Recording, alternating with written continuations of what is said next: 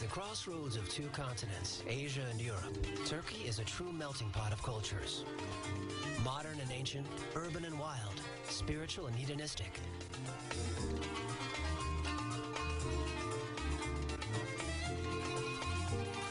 Turkey is an invitation to numerous journeys, journeys in time, and journeys for the senses. Turkey's past is expressed in its mosaics, in the remains of its ancient cities, in its Byzantine heritage, and in the splendor of the Ottoman culture. You're in Turkey. Sit down with a glass of tea. Listen to the call to prayer. Soak up the colorful atmosphere and get ready for a memorable journey.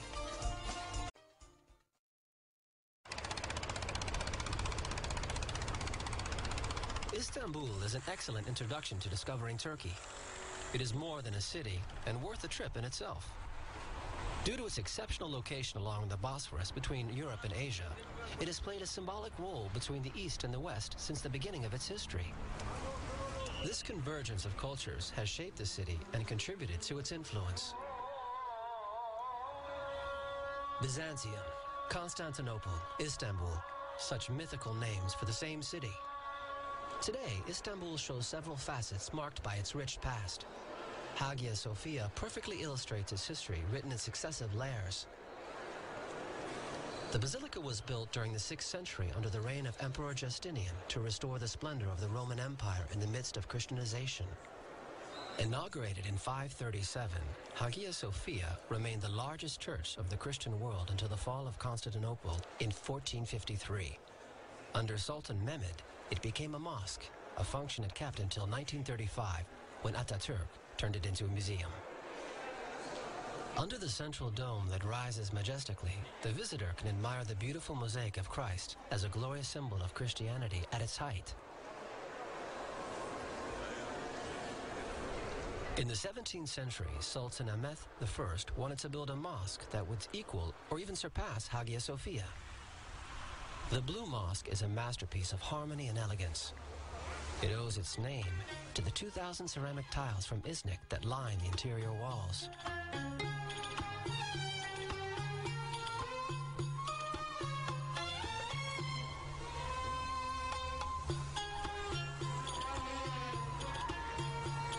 Near the major religious monuments, the Topkapi Palace was the residence of the Ottoman sultans for almost 4 centuries.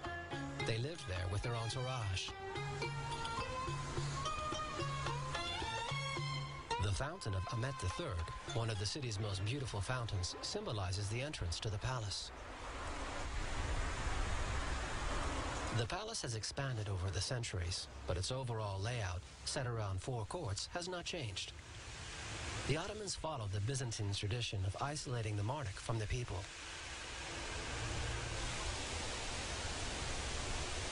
The palace exhibits amazing treasures, including the famous spoon-maker diamond. This 86 said to have been found in a dump and bought by a street vendor in exchange for 3 spoons. Another exhibit is this gold dagger inlaid with 3 large emeralds that was coveted by Peter Ustinov in the movie Topkapi. The palace overlooks the Bosphorus and faces the Galatasaray district. Many foreigners, diplomats, and merchants who dealt with the empire used to live here.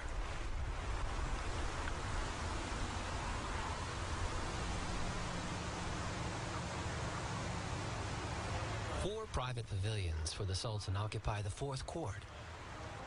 At the end of the tulip garden, 2 of them are particularly charming. The Yerevan Kiosk was built in 1635 to commemorate the conquest of Yerevan, today's Armenia, from Persia. And in the circumcision room, decorated with magnificent ceramic tiles, the sons of the sultans came to rest after the painful rite of passage.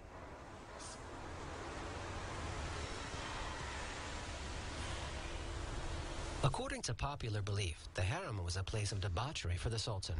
Actually, it housed the private apartments of the imperial family. Tradition and the constraints of the etiquette regulated every aspect of life in the harem. However, Sultan Mehmed IV did have 112 children.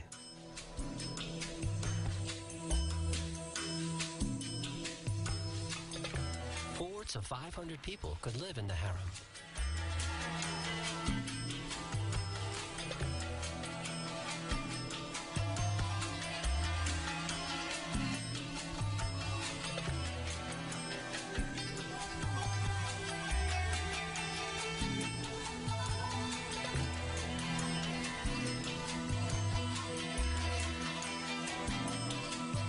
Below, near the banks of the Bosphorus, drawn by the sense of spices, follow the crowd to reach the Egyptian market. Up until recently, merchants here still sold products such as cinnamon, cannon powder, rabbit fat, aloe, saffron, and ass's milk.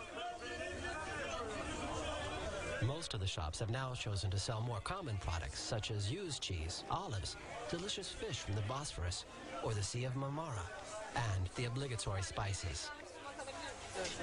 All the ingredients of traditional Turkish cooking are available in this noisy and animated hall of tastes.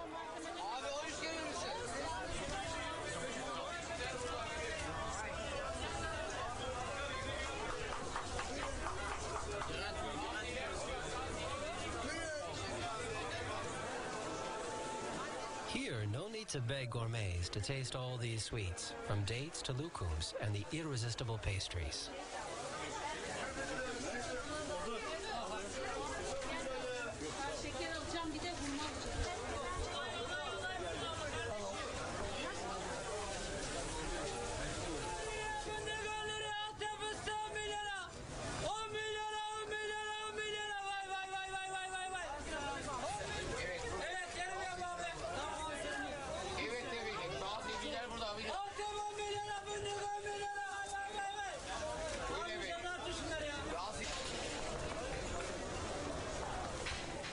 Through the labyrinth of covered streets above the Egyptian market, you can reach the Grand Bazaar with its many products for tourists.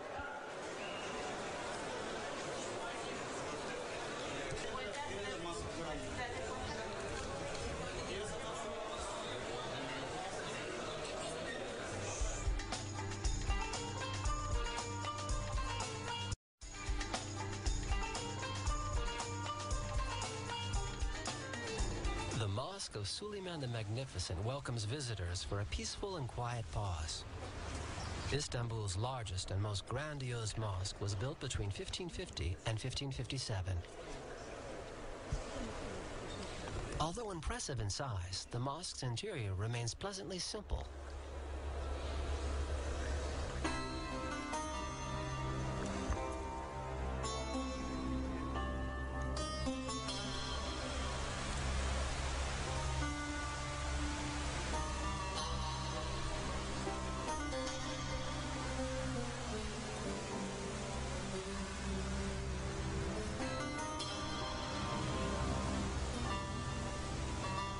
Built on one of the hills overlooking the Golden Horn, this remarkable landmark also offers a beautiful vista.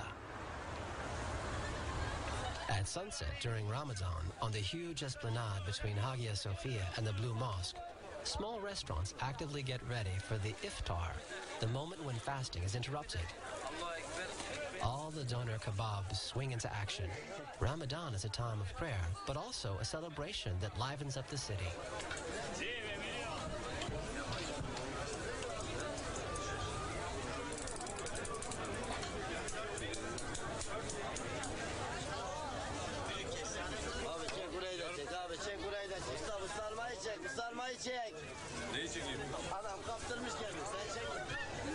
After a long day of fasting without drinking nor eating, the Muslims here are waiting for the muezzin to light up the minarets and to begin to sing. Family members and friends can start to celebrate.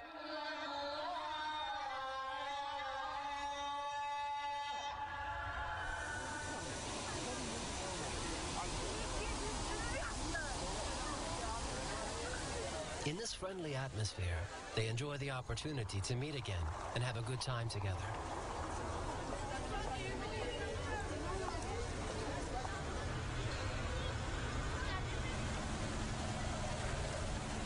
On the Bosphorus, the small harbor below the Egyptian Bazaar is a bustling place all day.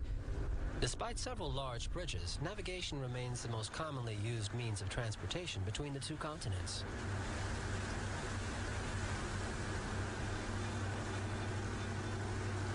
The last palaces built by the Sultan spread further north along the western shore of the Bosphorus. At the end of the 18th century, the Sultans left the Golden Horn and Topkapi to settle in sumptuous and lavishly decorated marble residences.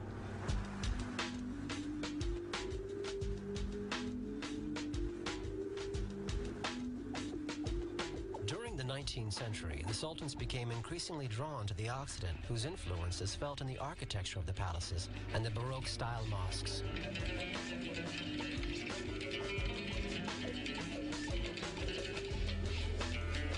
Slightly further north, on the European shore of the Bosphorus, stands the Rumelia fortress with its thick walls.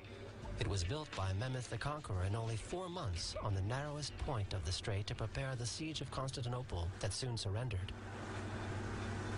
Istanbul is also a modern city, in many ways similar to major Western capitals with its stores and crowded pedestrian streets. You can feel Istanbul's attraction for Europe, yet it has come to terms with its rich historical past and numerous cultural influences. It is also a city of contrasts. Within minutes, visitors can go from a modern city to typical scenes such as these fishermen lined up on the Galata Bridge. Hello?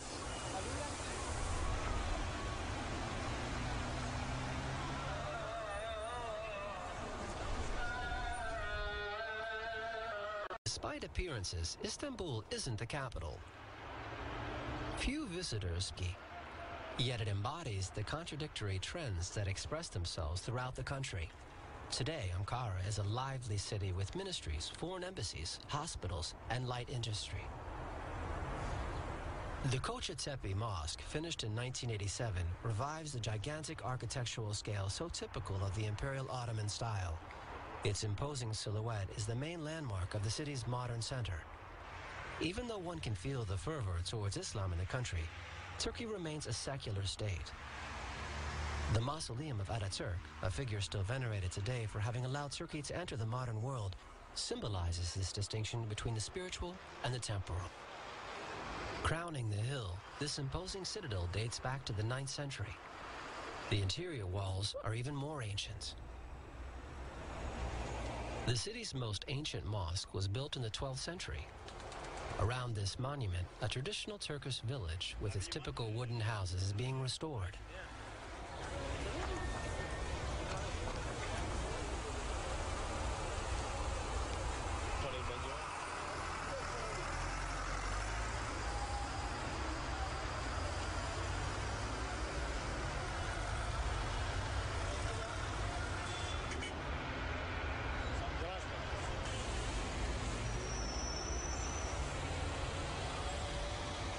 Like all of Turkey, Ankara is full of contrasts. In several districts of the capital, wood is still used for cooking and heating.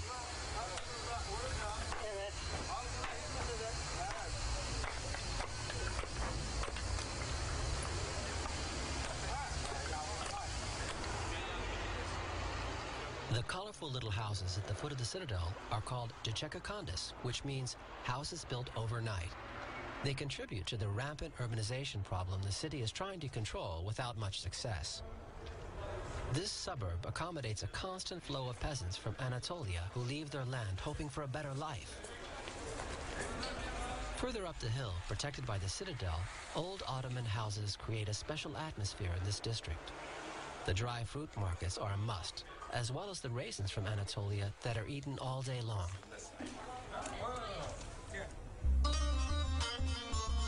The center of Anatolia, the heartland of Turkey, offers a striking contrast to the Mediterranean coastline. The large undulating plains seem desolate with only herds of sheep. Yet dynamic and amazing towns called Anatolian tigers are suddenly emerging there.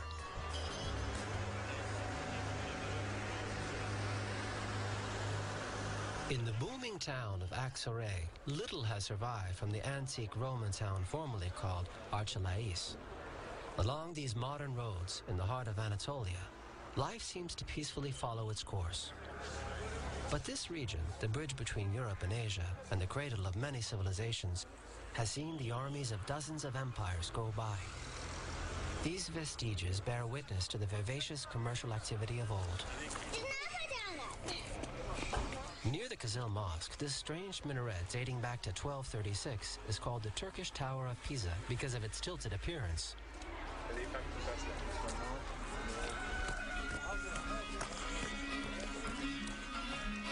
Deeper and deeper into the Cappadocia region, numerous cave cities appear. Cappadocia was the heart of the Hittite Empire prior to becoming an independent kingdom, then a Roman province mentioned in the Bible. Visitors appreciate entering the depths of these mysterious underground cities excavated several centuries BC.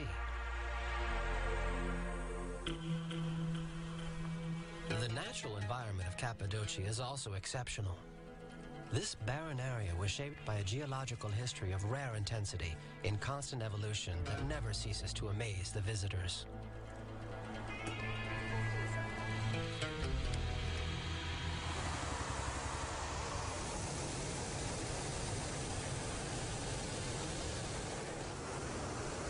Cappadocia is one of the best places in the world for a first hot air balloon experience. Flight conditions are exceptionally good. As for the scenery, it is simply unforgettable. After dawn, the sky fills with balloons. It is unquestionably the best way to admire the lavish scenery where Mother Nature's works defy the imagination.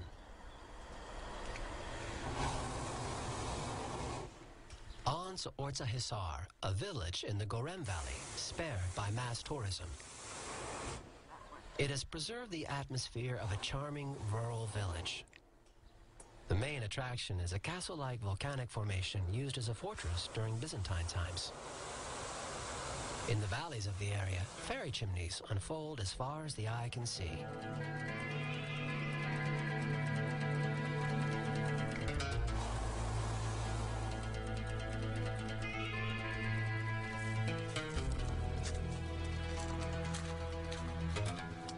This is the pretty town of Uçhisar. Its castle is a high volcanic peak set at 1,300 meters and carved out with tunnels and openings. Today, this tourist attraction offers a panoramic view of the valleys and countryside of Cappadocia.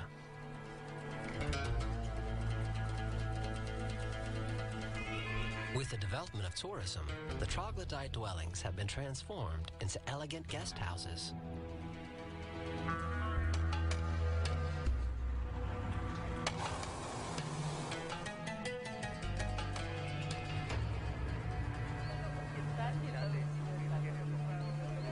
On the other side of the peak, life unfolds in dwellings carved in the tufa. All the occupants are aware that they're living in a fragile world, a world in suspension, doomed to disappear someday due to erosion's endless activity.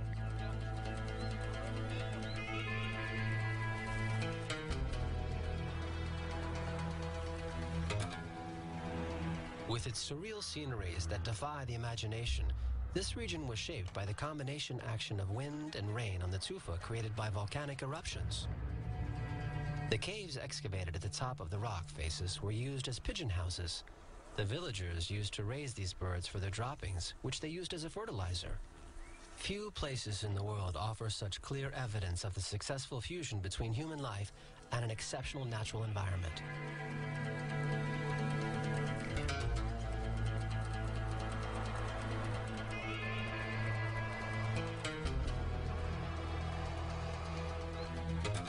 At the beginning of the Love Valley, the last phase of erosion is in progress. The layer of basalt has completely disappeared, leaving only a superficial and fragile layer of tufa subject to the assaults of wind and rain.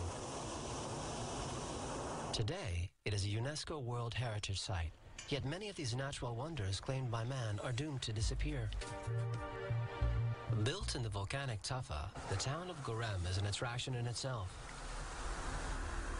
In the middle stands the Rua Kalesi, a high volcanic peak crowned by a Roman temple carved into the rock. Here, the proliferation of cave churches testifies to the major surge of mysticism that swept over this region.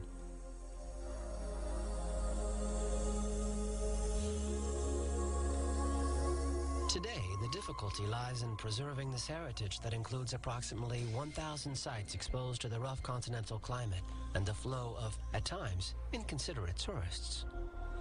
The Tokali Kalisi is one of the most beautiful churches of Gorem. Its frescoes, painted around 950, illustrate scenes of the life of Christ that unfolds like a picture book.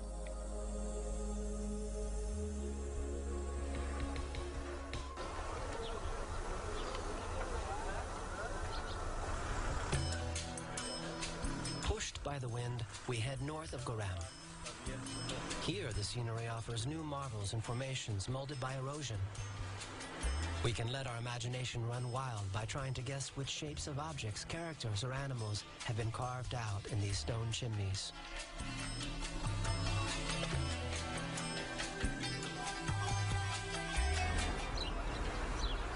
This enchanting setting along the Red River leads us to Avanos, formerly called Vanessa. This modern city is famous for its pottery.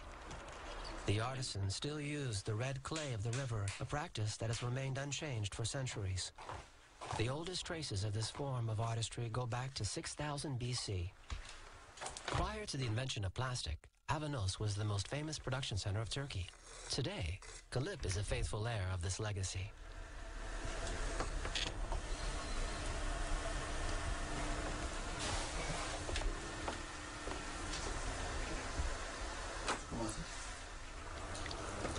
Avanos was also famous for the talent of its weavers, particularly during the Ottoman era. Today, although the artisans use synthetic materials and nylon, they also continue to work with silk. During the month of October, the caterpillars settle in their silk cocoons.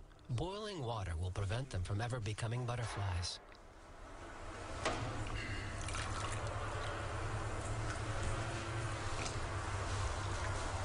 The precious thread is collected by following a meticulous and complicated procedure. The beginning of the thread must be found in order to empty the cocoon and recover the silk threads on skeins.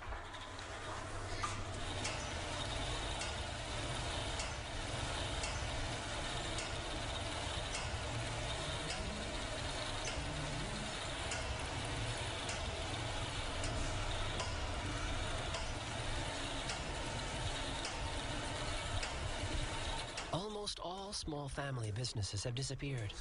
They were replaced by modern workshops. However, in recent years, there has been a renewed willingness to preserve a know-how for which Turkey was so famous, including the weaving of rugs.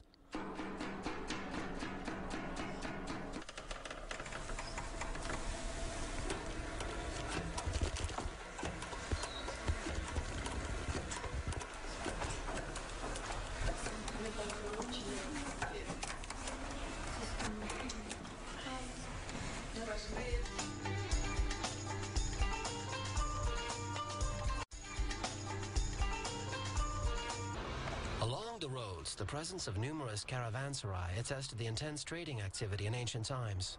Many of these monuments reflect this particularly rich past. Heading west, this is the imposing Sultan Han caravanserai, whose construction began in 1229. It was restored and certainly is today one of the most beautiful caravanserais in Turkey. The inner courtyard lined with porticos has a mosque in its center. During the 18th century, the Seljuk built several caravanserais throughout Anatolia along the Silk Road. These fresh supply posts were built one day's journeys apart to facilitate trade exchanges. The construction costs were covered by the Sultan and paid through tributes levied on the profitable exchange of goods.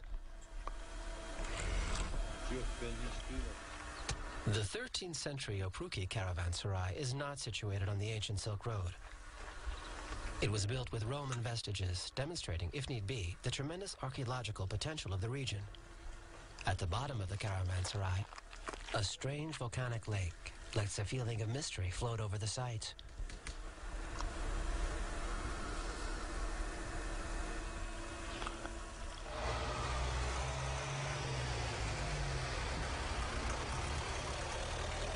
Our journey in the heart of the Anatolian steppe leads to Konya. This town is an open-air museum of Seljuk architecture. One could just admire the exterior facades of its buildings, but it would be a shame to miss the splendors within.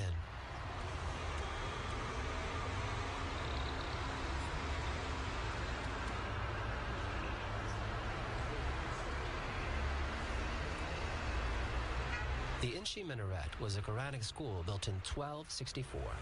The main interest of this building lies in its richly sculpted gate with Arab inscriptions. The minaret behind the gate was called the Slender Minaret, after which the Quranic school was named.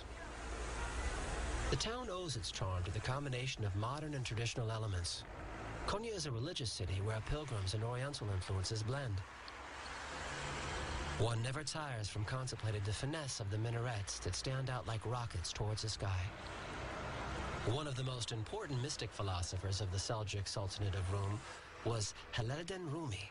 His followers called him Mevlana, which means our guide. He founded this dervish convent.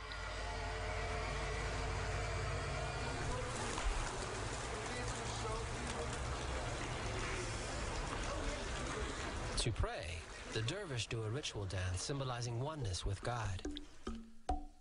With the right hand held high, they receive blessings from heaven and communicate them to earth with the palm of their left hand towards the ground.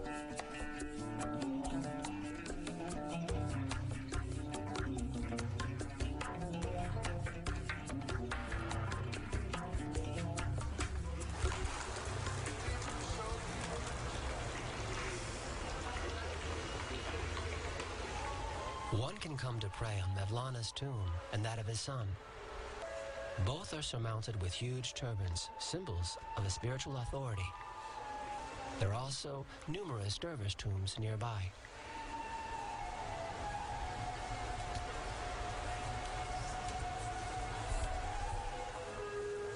In the adjoining mosque, several exposed silk prayer carpets are the object of intense worship. Many Muslims come here on pilgrimage.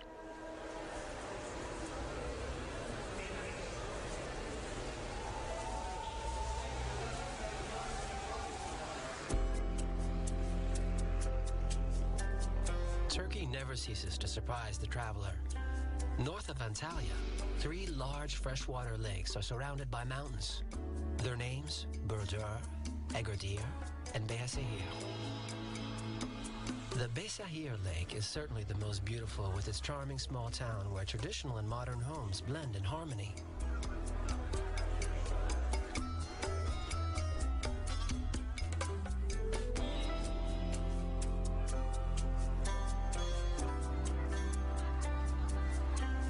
The town used to have a strategic position on the caravan road that linked Konya to the Mediterranean Sea. In Beyazıt, you will discover the traditional and authentic face of Turkey, which the coastal towns have lost.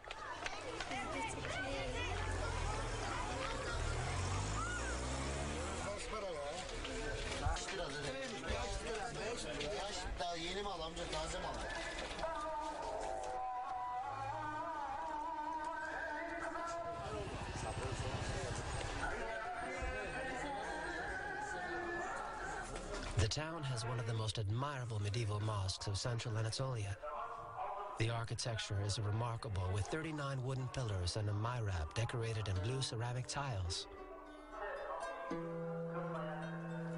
Although Islam is the dominant religion in Turkey, the coexistence of various religions is exemplary in this country. The religious communities have in fact managed to live together. This spirit of tolerance is fundamental in an area where several worlds converge.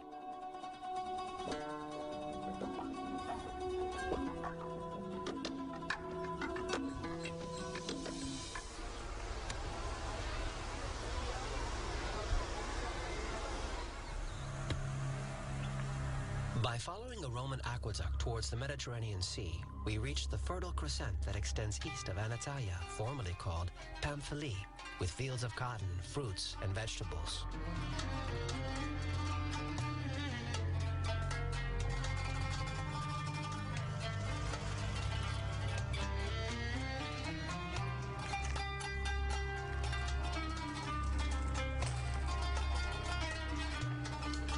Anatolia has superb Greek and Roman theaters, but the most beautiful of all is that of Aspendos. Built by the Romans, cared for by the Byzantines and the Seljuk, it was restored after Ataturk visited the site.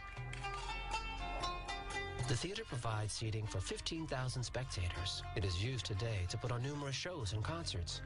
It is greatly appreciated for the exceptional technical characteristics of its stage and its magnificent acoustics.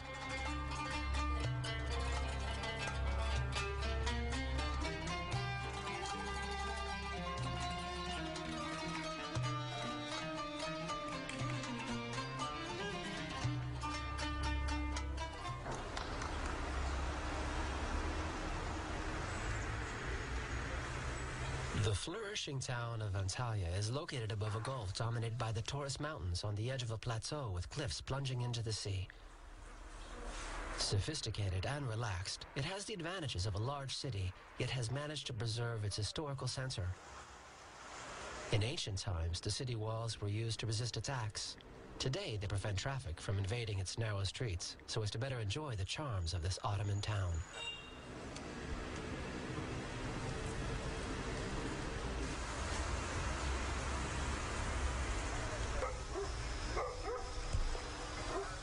This ancient Roman harbor was restored in the 1980s to become a marina for yachts and excursion boats. A few fishermen are also left.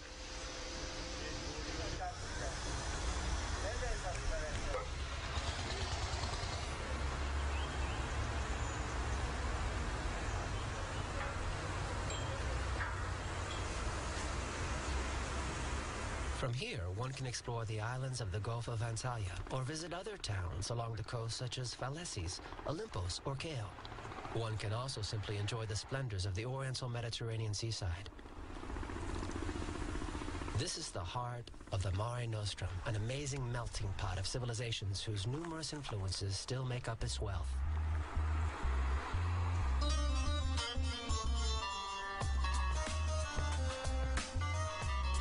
The journey continues along the coast.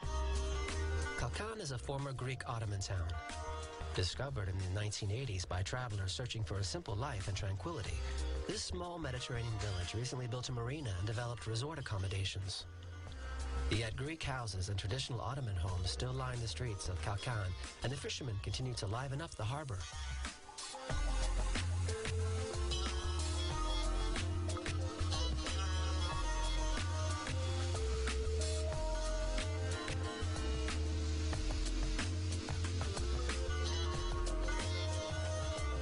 Beach lovers should be blessed with a few mythical places such as Ulu Deniz, a sheltered lagoon that can't be seen from the sea.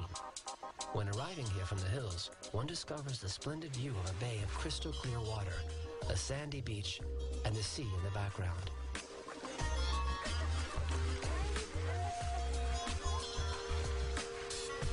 Because of its beauty, this site is a much sought-after spot for filmmakers and photographers.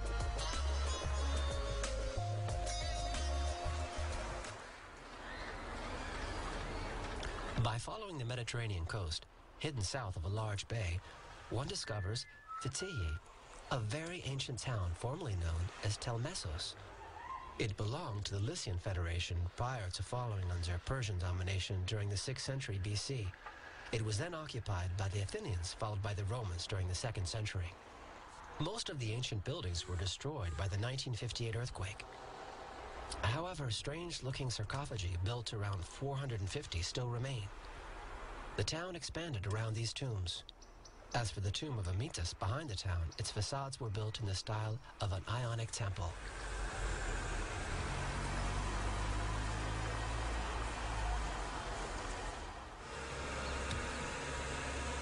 Bodrum symbolizes a more modern Turkey. This resort town is often referred to as the Turkish Saint-Tropez. But the vestiges of history are never far. The castle overlooking the town was built by the Knights of Hospitallers who took Bodrum in 1402, taking advantage of a moment of weakness of the young Ottoman Empire. Fishing boats and the yachts of the Turkish jet set line up along the docks of the harbor. A few local sponge fishermen even managed to earn a decent living from their activity. Bodrum has all the charm of a seaside resort, but for the tourist seeking peace and quiet, the high season may not be as enjoyable. However, in the spring and the fall, the town recovers all of its discreet charms.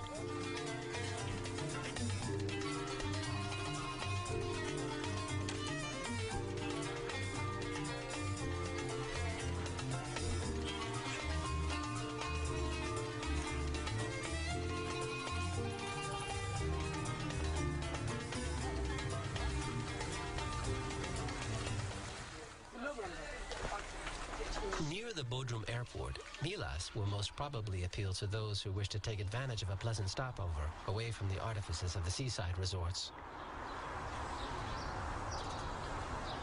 Milas has preserved a few of its several hundred years old residences, as well as beautiful Ottoman houses from the beginning of the 20th century.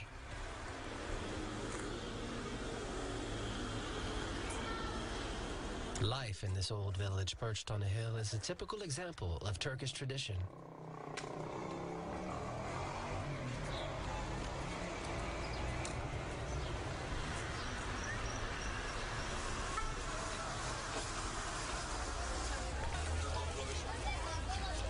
Every Tuesday, peasants from the surrounding area sell their produce at a pretty local market.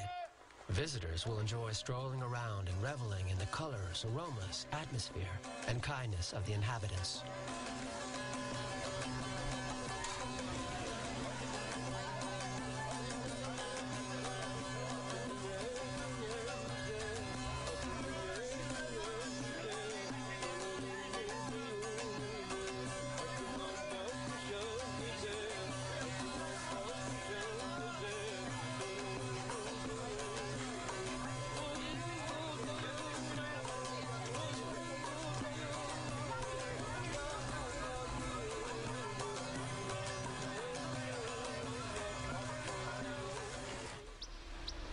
Those with a passion for history will easily be able to explore the numerous archaeological sites. Aphrodisias offers an insight into the magnificence and size of these classical cities that have disappeared today. The city was, of course, named after the Greek goddess of fertility, sexuality, and pleasure.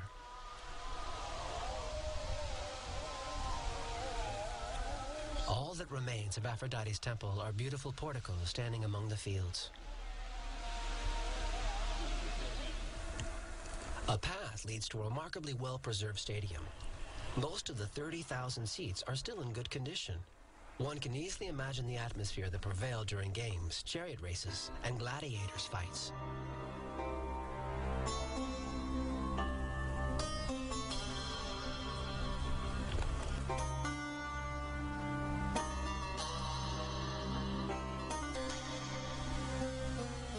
The city had a sculpture school.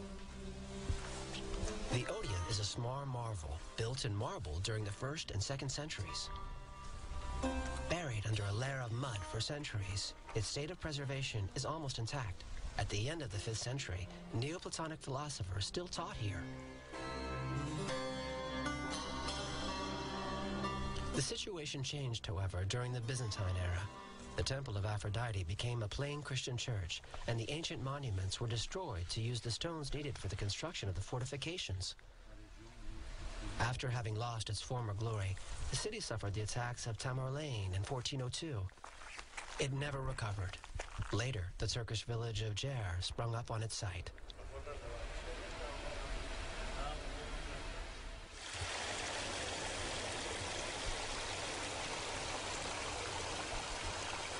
Deeper into the mountains, the cliff of Pamukkale shelters the ancient site of Hierapolis.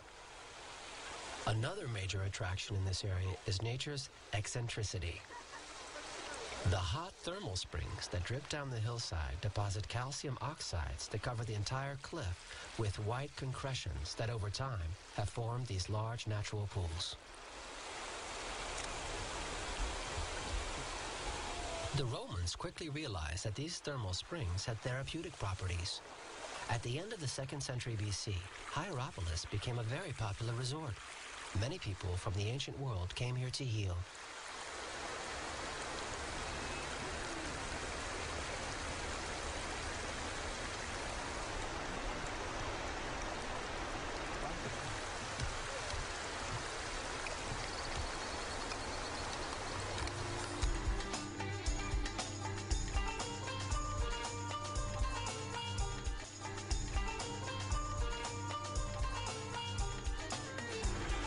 Today, Hierapolis remains one of Asia's most beautiful necropoli.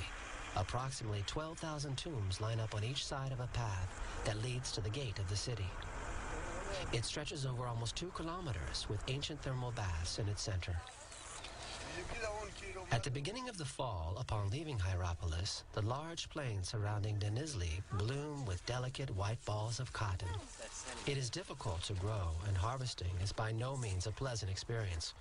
One must move around in plantations of shrubs whose branches are dry and hard. The owners usually employ seasonal workers from Eastern Europe who camp in the area during the picking. After the initial harvest, one must wait for the next flowers to bloom to pick the cotton again.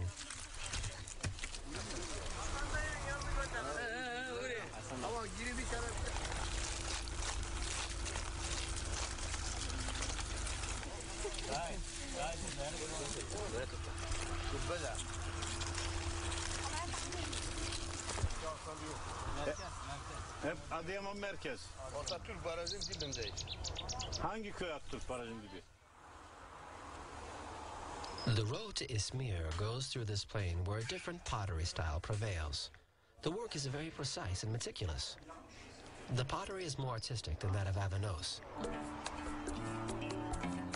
The result is commensurate with the hours spent to create unique pieces that are very sought after by collectors. Each style represents a different region.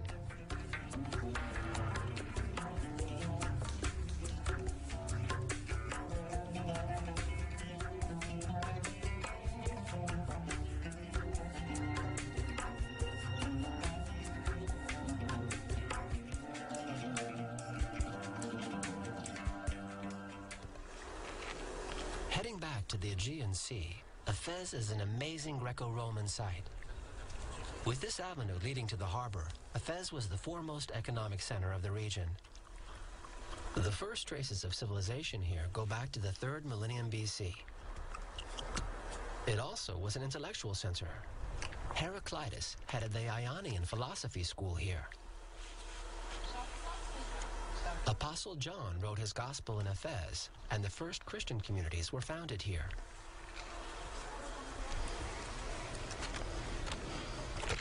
The Library of Celsus is a prestigious example of imperial art in Asia. The marble columns, the ornate decoration, nothing was beautiful enough for this edifice built to shelter the mausoleum of a Roman governor.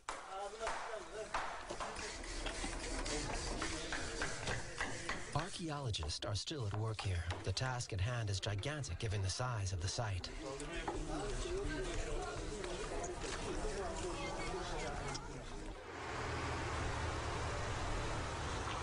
Further towards the north lies Izmir, the most important city on the Aegean Sea. Its past resurfaces at the mention of Smyrna, a cosmopolitan city and major harbor that reached its height under Alexander the Great. The old Oriental houses still lend a charm similar to that of Alexandria in Egypt. A major part of the city was destroyed by a fire in 1922. In the district of Alsancak, several narrow streets were spared by the flames. Numerous pretty Levantine houses, some of which were restored with care, have become fashionable cafes and restaurants.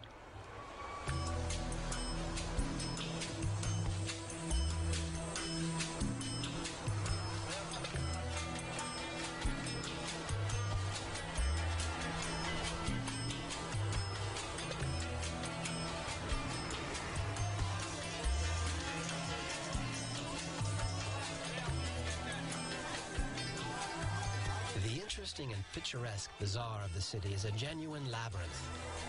Once again, the visitor will be able to revel in the charms of this country that is searching for an original course between contemporary and the limbo of its